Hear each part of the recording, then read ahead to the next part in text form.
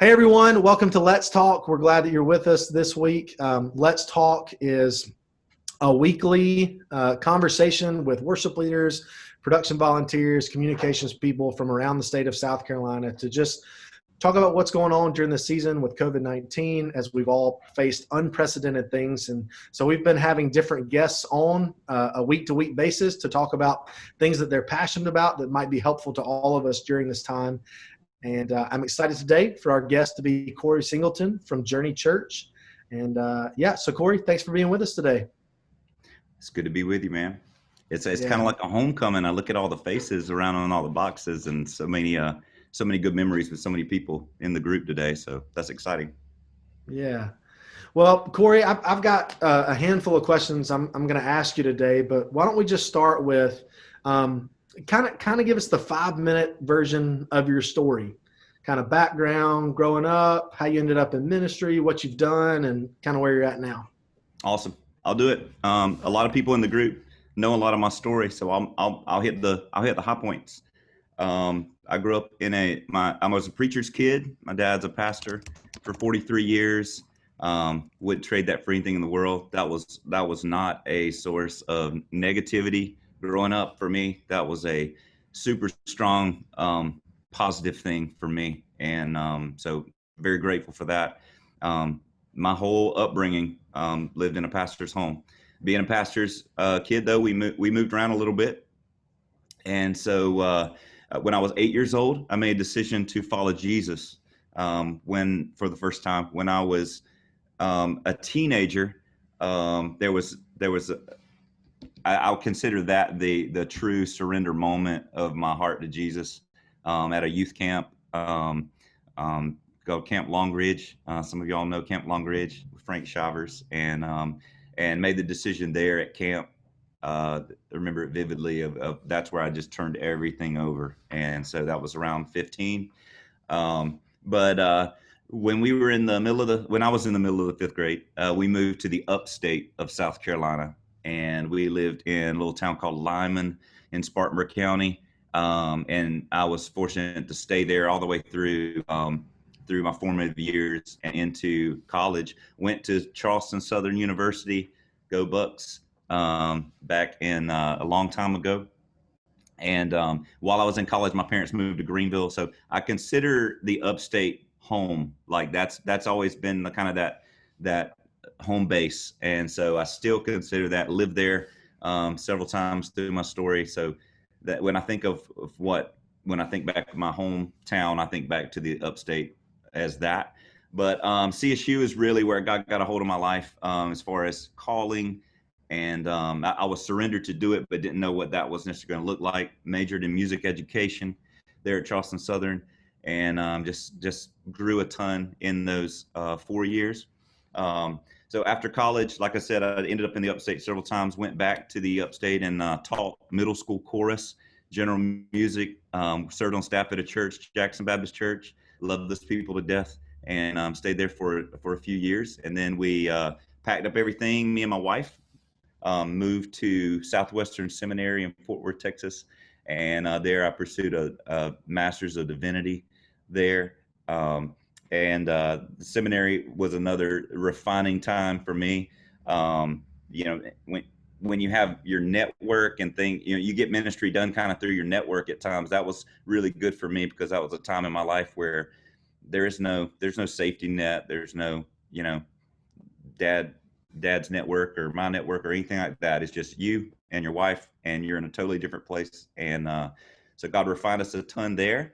And then after that, we moved back to the upstate again. I served a church, Welford Baptist Church, and we started having babies. And we were there a few years. And then I was while I was in seminary, though, I started leading worship for a camp called Somersault. And so I would fly or drive in from Texas every summer, lead that for a couple of years, and that was really my introduction to the South Carolina Baptist Convention. I was always around it, my dad was super supportive of it, and into it, but I'd never really been on the inside before, and so that was really my entryway of what the convention, some of the things that they do and what they're about, and those kind of things. And so after I was at Welford for a few years, I came back to lead at Somersault again for half the summer. And that's when I began to talk to a guy named Steve Rorlak about becoming his associate director, to help him with Somersault, to help him with all the things that he does. If you know Steve and you know me and Steve are very different. We lead very different, but we combine to be very strong. And so that's a tribute to Steve's vision for not want somebody just like him, want somebody different than him. And so I spent 11 years at the convention, and that's where I met a lot of you in this group. That's where I served along with a lot of you in this group during that time. And so the 11 years with the convention, would have never thought I would go on 11. Not for any bad reason, just when I came in, it was such a different thing for me. I was thinking, hey, we might run with this thing about 3 years and see what happens. But it turned out to be awesome. And while I was doing that, I also served churches I would travel and lead worship, but I would also serve churches in different ways to help them with kind of like an intentional interim kind of deal, to be able to come in and just look at their systems and give fresh eyes and help them make, help them make transitions that they need to make. And some of those churches would be a more modern context. Some of those would be more blended contexts. It was just really wherever they were at. I was willing to step in and do that. And then in 2016, I got a very unique phone call from a pastor named Will Browning.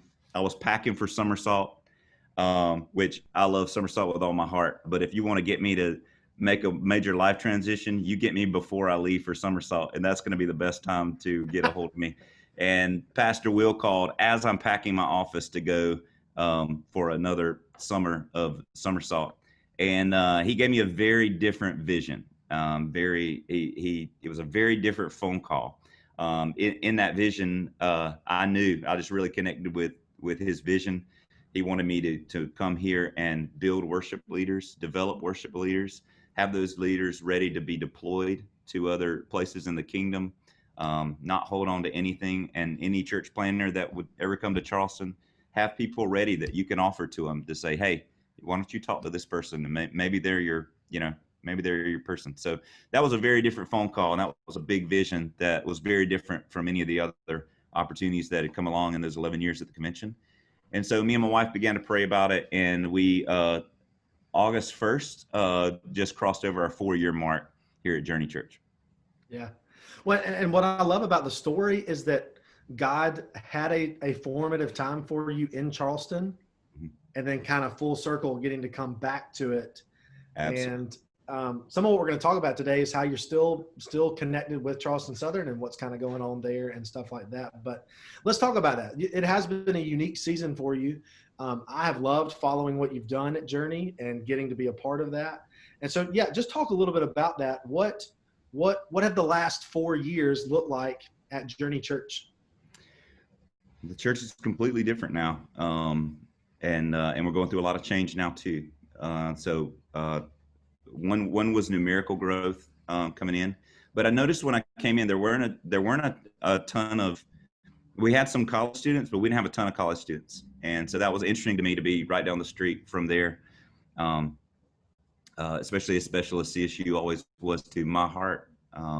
It was just like, okay, here's one thing. So as I come in, I'm just fresh eyes, and Journey had not made a lot of outside hires at this point either. So I was one of the first outside hires of the church, and so as I came in with fresh eyes, I just began to notice things like that, and that's my heartbeat too, and which kind of leads into the internship deal that we've talked about.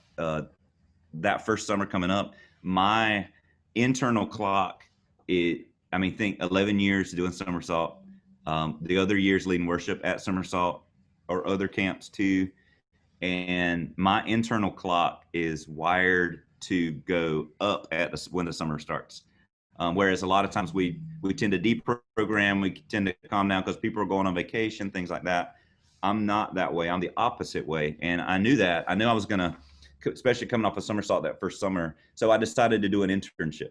We had no money to do an internship, $0 attributed to do an internship. And I just said, I'm just going to do it. The less money I have, the more creative I have to be with how we pull it off. And I just said, you know what, I'm gonna take whoever is right around me, whoever is low hanging fruit, whoever's ready to be invested in, and I'm just gonna do it. Now, the cool part of that story is I made that decision. I went in that direction, and then some money did come available to do that first summer, which was awesome because that just gave you some opportunity to buy some books and some things that you just need for it, but yeah, I had to be real creative, especially that first summer. One of the people in the room, AJ's in that, and Zach is in the room too. They were in that first crop. I call it season one, and they were in that Yeah. first group, and I knew the importance of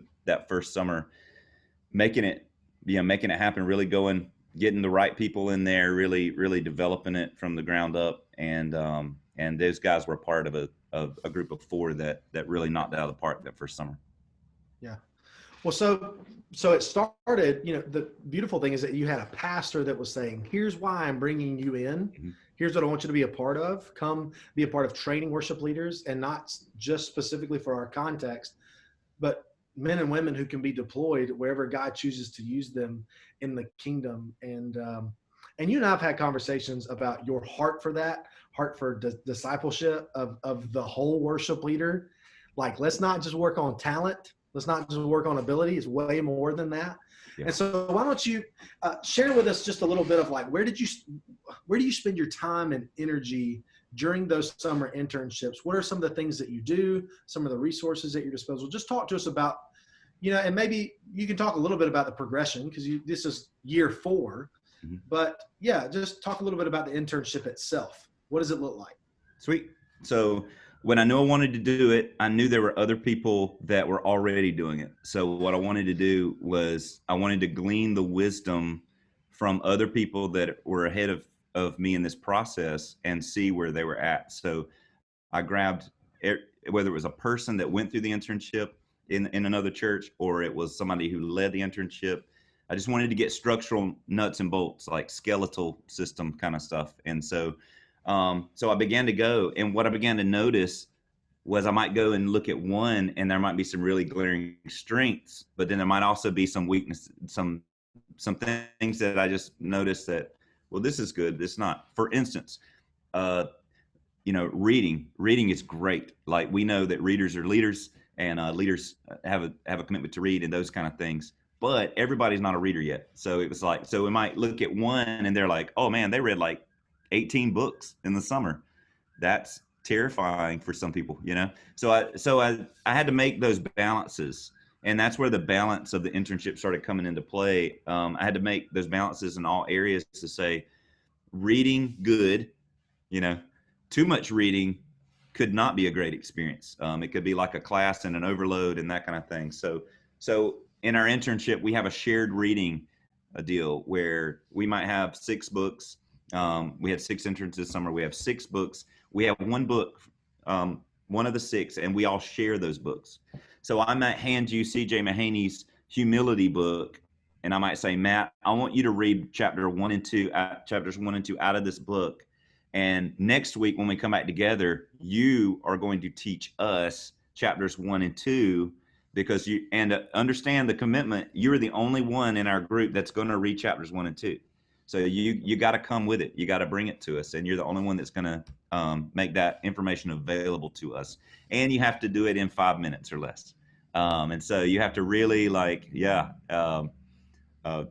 interns this summer will tell you there is one book that does not work with, but 5 minutes or less, and they have to hone that skill of being able to pull out the really good stuff in a short amount of time. And so I had to do that just across the board. And so balance is the key that I began to build the whole thing with. And so I took this concept of a triangle, this balanced triangle, and with the head, the heart, and the hand, which is how Southwestern was leading and training at the time when I was there, that there was this balance to ministry, that it's not just this academic pursuit, but also how are you cultivating your heart, and what is God doing there? So we built this balance of the head, the heart, and the hand. The head, we are reading books. We are learning about what the church is. We're learning about the kingdom. We're learning about what God's doing all over the world. And so there's that head component there.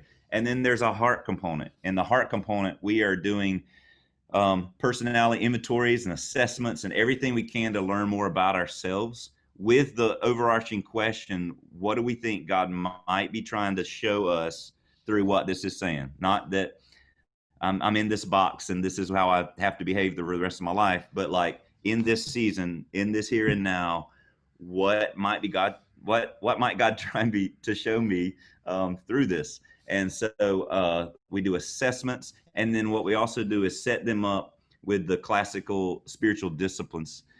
We use Donald Whitney and Richard Foster's book to really help them understand these individual disciplines, knowing that these disciplines are going to beautifully overlay as we understand more about them. And so we're not only positioning them to learn more about themselves, but also to posture themselves to sit and hear from what God is trying to get their attention with that. And so then those are the head and the heart, and then the hand is your practical hands-on ministry. Now, a lot of the internships I would look at would do one of the, or maybe one or two of those things really well, but the others wouldn't happen. So we have ministry tracks that they can declare. We had 6 interns this summer. 5 of those came through the worship track, which my guy here, Mike C, ran with those interns. And so outside of the time I was meeting with them for that core stuff, they had ministry track leaders. Another one was a campus pastor track. We have Journey, our kids ministry track. So we have them all different places, and they spend the rest of the week going through those tracks, hands-on ministry, shadowing the people who are doing it in the local church. And those people are pouring into them as well. But I'm connecting with those ministry track leaders to understand that, hey, we're doing the book reading, we're doing the assessments. I know that you might naturally want to do a lot of those things, but get their hands dirty, get their hands involved, get them into what's going on. So that's the basic short of the balance that we shoot for with the internship. Yeah, and I hope if you're listening, what you're hearing, a handful of things. Understanding that not everybody's a reader, and so figuring out very creative ways to help people learn. We all need to be learning, but some people are auditory learners, some people read. And having the added component of having to do something with the information, turn it around and teach it. So I hope if you're listening and hearing, maybe you're going, man, maybe there's some people in my choir or in my worship band that we're all going to read a chapter in this book, and everyone's going to be responsible the next 8 Sundays to give us a 5-minute. You see what I'm saying? Like that's bite size. That's stuff you can start doing now. And then just the paradigm of head, heart, hands. And what Journey's doing is you're not like, you've gone beyond just the worship leader component to looking at kids ministry and pastors. And I think that's unique and beautiful to show how anybody in ministry needs to be growing mentally and in their heart, understanding who they are, but then also the practical side of it may look a little bit different, but there is a ton of overlap in that. Hey, tell me some of so you're 4 years in now.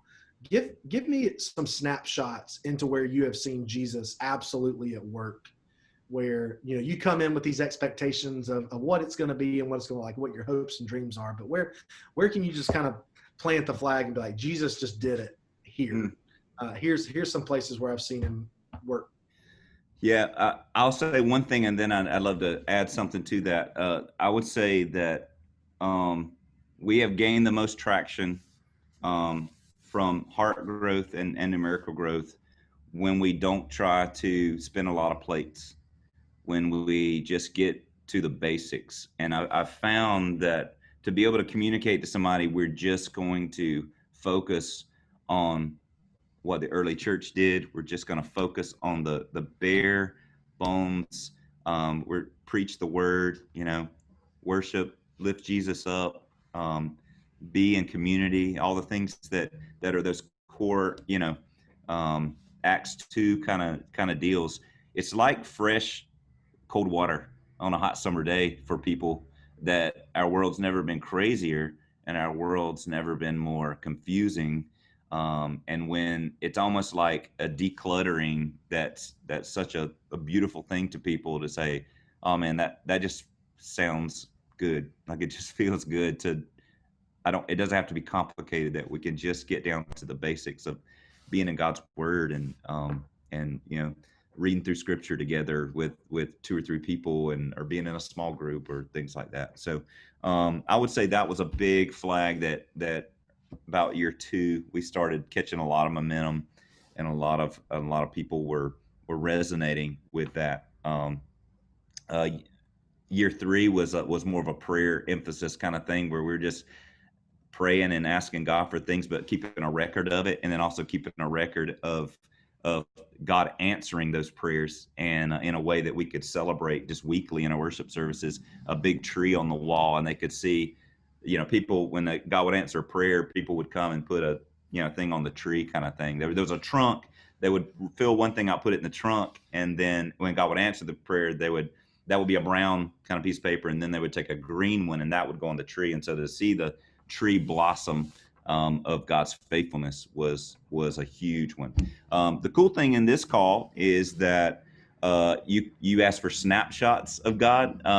There are snapshots of God in this call right now. So if there are any interns from season 1, season 2, season 3, or season 4 that want to give a yay God moment, now would be a good time to do it. Yeah. So if any of you are with us, go ahead, just unmute yourself, turn your video on, and we would love to hear some of those stories. I'm gonna turn my video back on. I'll let someone else go first. I just want to make sure that my team and I have our faces up here.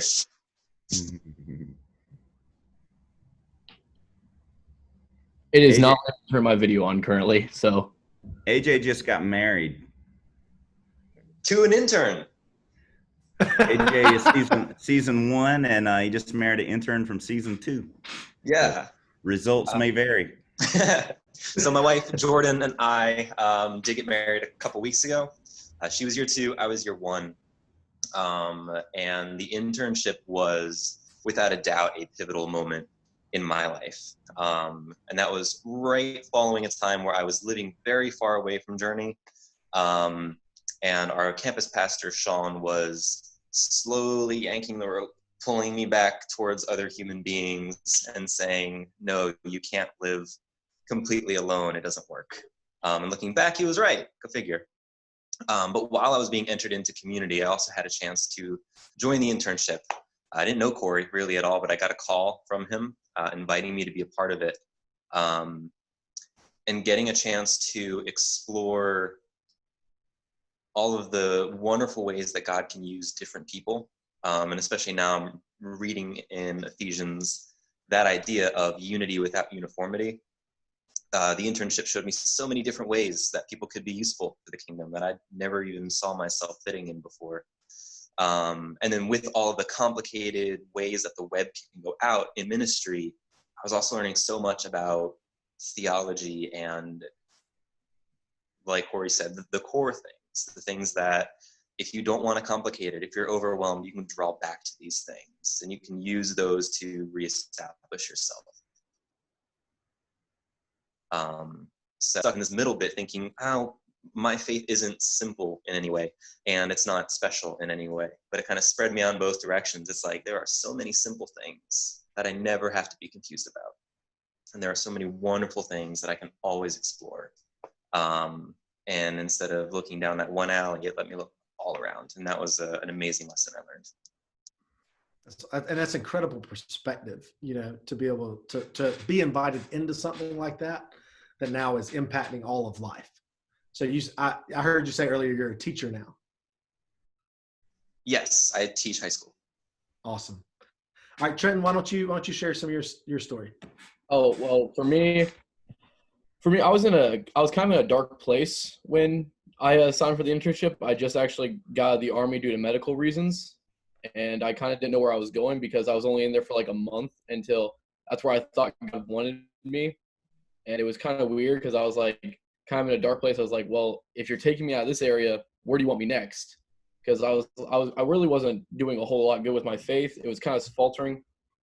wasn't doing a whole lot. I was questioning whether or not even if I should continue following what God wants from me, or I should just just do what I feel is right, or what I feel like I could do. And then I made a bold decision because my parents were like, just sign up for it. So I signed up for the Journey internship. I thought it would be. I didn't even think I was going to get in. I thought there are a lot more people who are a lot more qualified to get that spot than I was. I didn't really think I deserved it anyway, but I applied anyway because my parents were like, just do it. And then it was the greatest feeling for me was to get a call from Cory saying, "Hey man, are you still wanting to be a part of the internship?" And I didn't know what to say. I was like, I mean, yeah, definitely. It was awesome. It was fantastic. I felt a sense of, I don't want to say pride, but I felt a sense of greatness, being like, I was actually, God wanted me here. I felt like that's where God needed me at the moment. So it felt good for me. And so throughout the internship, I feel like God has been slowly, bringing me back, showing me that this is where he brought me to in the beginning, and this is where I need to stay. I was actually the only non-worship intern this year. I was with Pastor Sean Edwards, with interning under him, and that was a great experience. I learned so much from that. I did what I thought a campus pastor was kind of lined up with it, but I got a more in-depth view of what it means to be a campus pastor. And I feel like that's strongly where God's sending me to. I'm going to be in a full-time vocational ministry, and it was great to hear and see God in those moments where he was like, "This is where I've called you to. I didn't call you to anywhere else. You chose the Army, I didn't. And this is where I'm going to send you on and forward." That's cool, man. That's great perspective. Any other Corys students want to share? I will. So before coming into the internship, I was at this place of like massive burnout, questioning if I even wanted to do ministry because I'd only been in it for like 2 years and just had lost all my joy. Was not in a really good spot. And I knew that I needed to start looking for an internship for my degree program because I'm a music and worship major.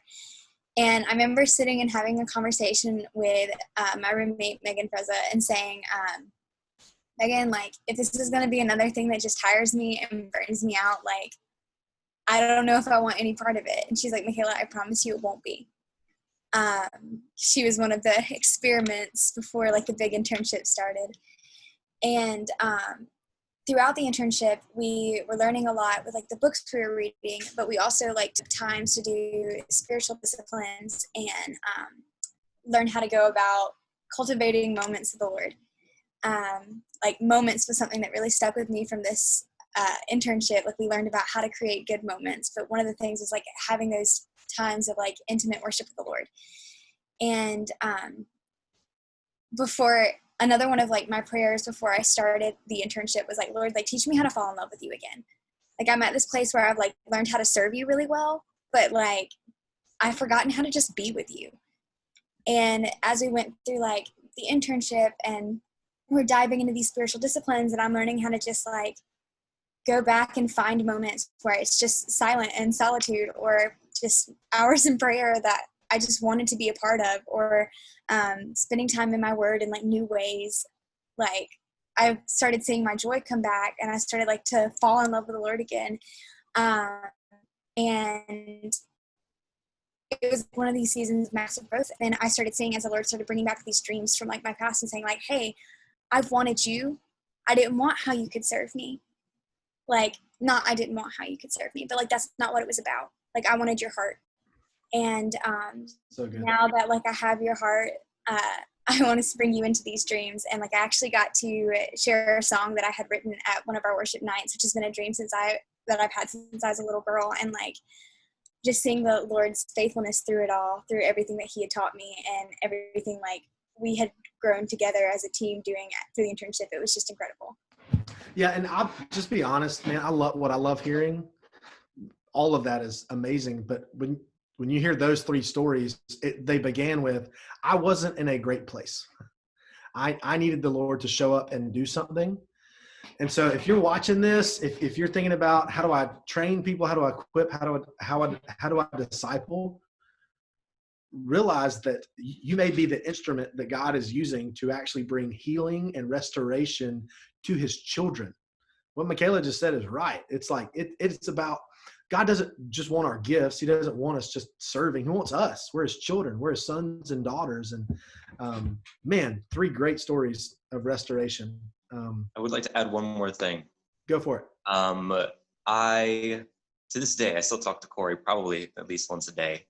But with all of the things that have changed in my life during the internship and through the internship, everything he's taught me and led me through, I know he'll appreciate hearing me say that I don't feel dependent on him or on the internship or on Journey this many years out. I feel like I'm still growing and learning and able to explore all of those things, because Cory never taught me anything that he made up.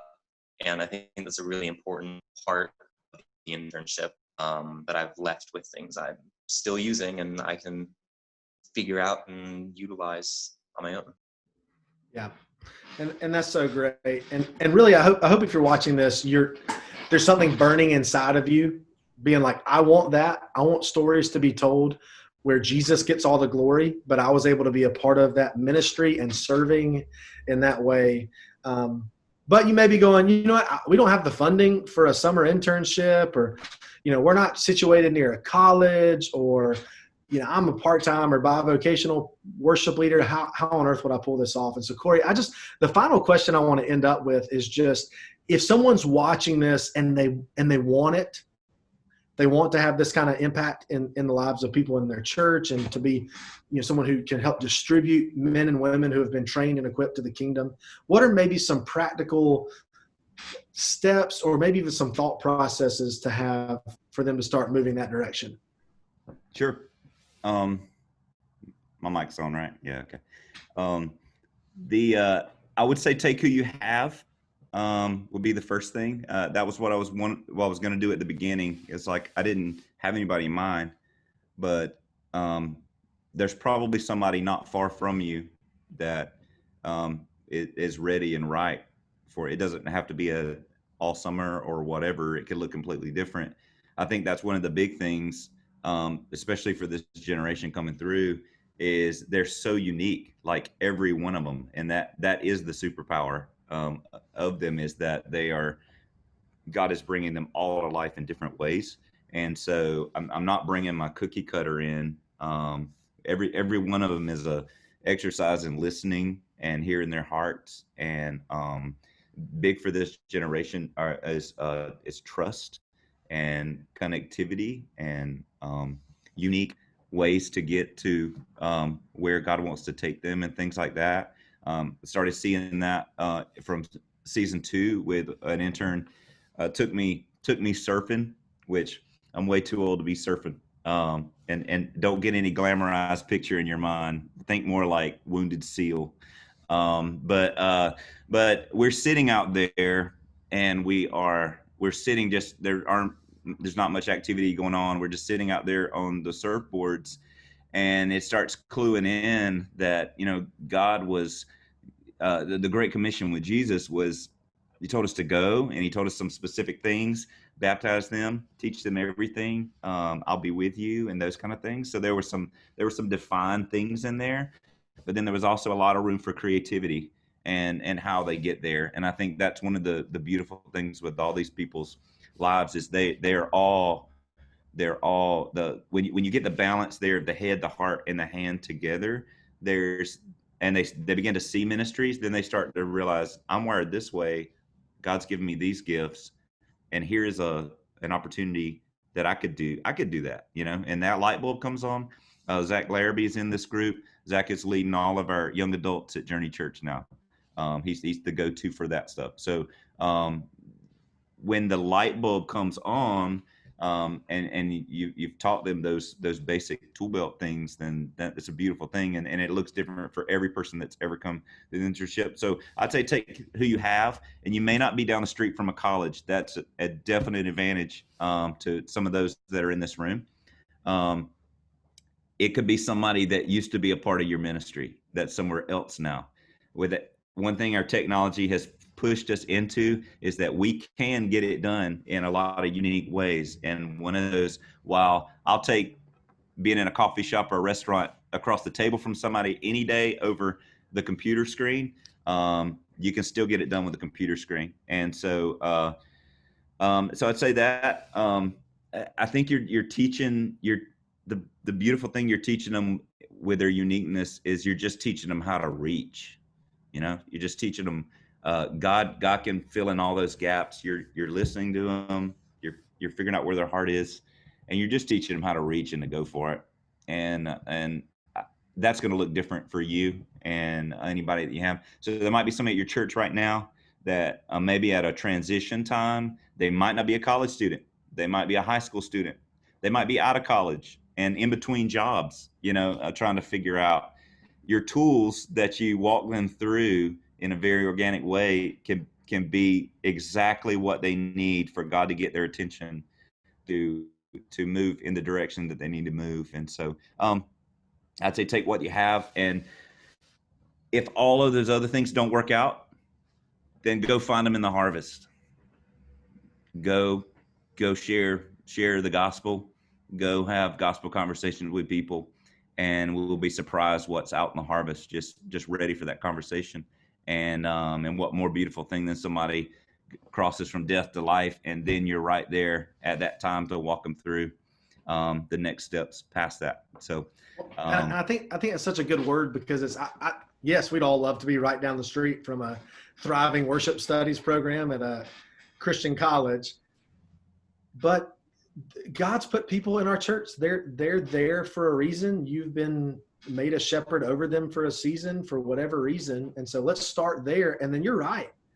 Let's go find people who don't know Jesus, that they haven't even been called to the Lord yet, but he's had a plan for them since before the foundations of the world were laid, and we can be a part of that. I think that's great. And the truth is, when you look at the life of the disciples, Jesus took them with him on a journey for 3 years, and they all ended up kind of doing different things, being in different areas, having different roles that were very unique, because a lot of them were brand new. And we're living in the age of new. Let's be a part of that, cultivating men and women to be a part of the age of what God's doing next. Yep. And that's the cool thing. It's the new, but the old is, the trick is in the old, with the, that's right. The spiritual disciplines and the basic core tenets of that's what I saw in the pandemic, was that I realized with more time to myself, like what the deficiencies were, in my relationship, my walk, and like I just had to get real still. And then the light bulb comes on that, like, man, there is no shortcut. There's no, you don't outgrow it. There's no shortcut. And I'll echo what Cory said. Donald Whitney's book on spiritual disciplines is the go-to. If you haven't read it, please do. You can read a chapter a week. It'll be 12 or 13 weeks well spent on just how you can cultivate your personal faith with the Lord. Well, Cory, thanks so much for being on. This has been a real treat. And if you're watching and can tune in with us next week, this happens Wednesdays at 2. We're going to have Eric Hilgers with us. Eric is the lead storyteller for the San Antonio Baptist Association. He also happens to be a Christian hip hop artist named Hilgi. And he's got an incredible story. It'll be great to learn from him next week. So we hope that you'll tune in with us for Let's Talk. Thanks for being with us.